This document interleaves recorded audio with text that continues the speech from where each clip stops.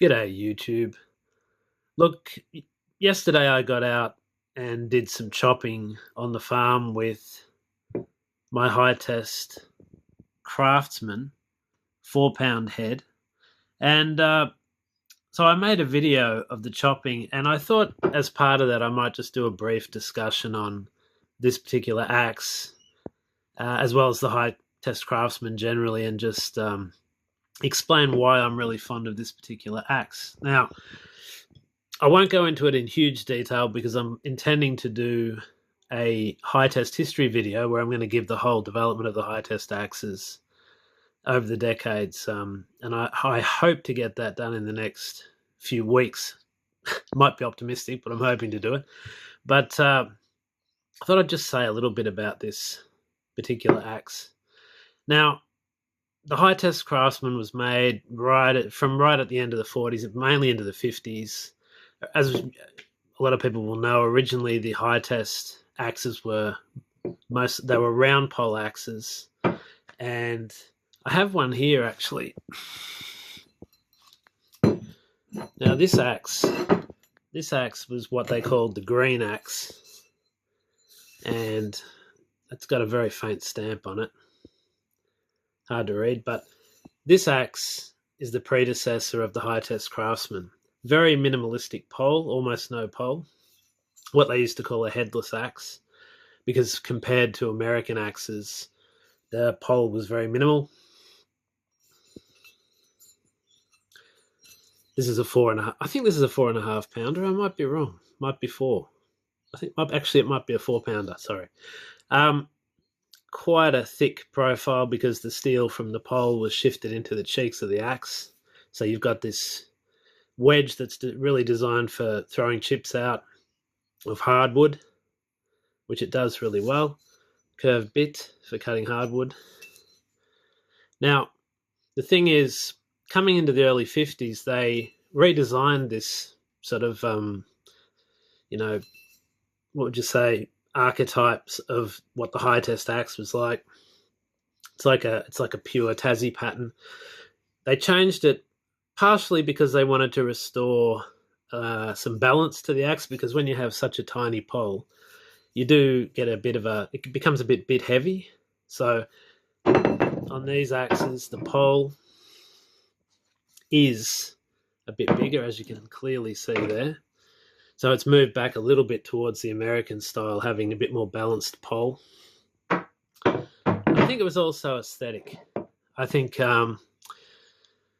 they probably thought that this kind of slightly more conventional looking pole, which is more square and a bit bigger, slightly bigger, not a lot bigger, looked a little bit more normal or aesthetically pleasing. So in the 50s, they released axes along these lines. So you had the Challenger, which was aimed at sort of suburban axe users. Then you had the Craftsman, which was aimed at farmers especially. And then you had the Forester, which was aimed at professional loggers. So these axes are great all-round tools. This is the 4.5 pounder, 4 pounder. So these are great tools. They have a reasonably... The profile is sort of like an all-purpose cutting profile. So they're designed for cutting green wood. They're designed for cutting dry wood, splitting. They make really good splitters. And they were designed to fulfill the needs of primary producers on the land. So they're kind of like a do-everything axe. Now, I love both these. I love the 4.5 pound as well as the 4 pound, but I'm particularly fond of this axe just because, the profile's a bit thinner. So that's not the world's thickest profile it's quite thick in front of the eye there. It's not the thickest profile in the world, so it's good for dry wood. It's very good for, if the wood's, like we have a lot of dry wood. I chop a fair bit of dry wood on the farm. And this is really good for that. It's good for limbing. Good for dry wood because the slightly thinner bit bites really well into that hardwood. Also, you can swing this axe for a long time and, you don't feel like you're going to have a cardiac arrest. Once you move up to 4.5 pound or slightly heavier, because a lot of the Hytest axes are overweight, they're often heavier than, Hytest like to give you value for money.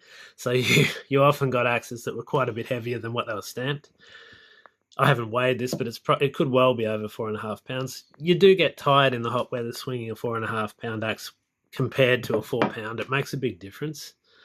So I really find once your body gets used to swinging a 4 pound axe, it doesn't feel heavy. It really doesn't.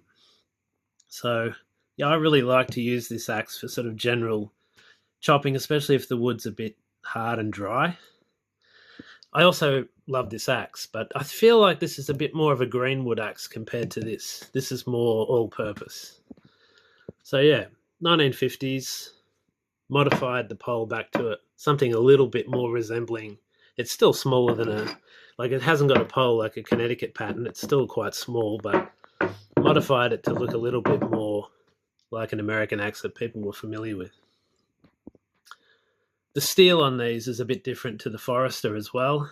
The steel on the Hytest Forester is more fine-grained and aimed at professional users. This is a more general-purpose sort of steel, I think you could say. It doesn't sharpen quite as easily, quite as well, but it's still wonderful. It's a fantastic steel, very hard, and it works really, really well.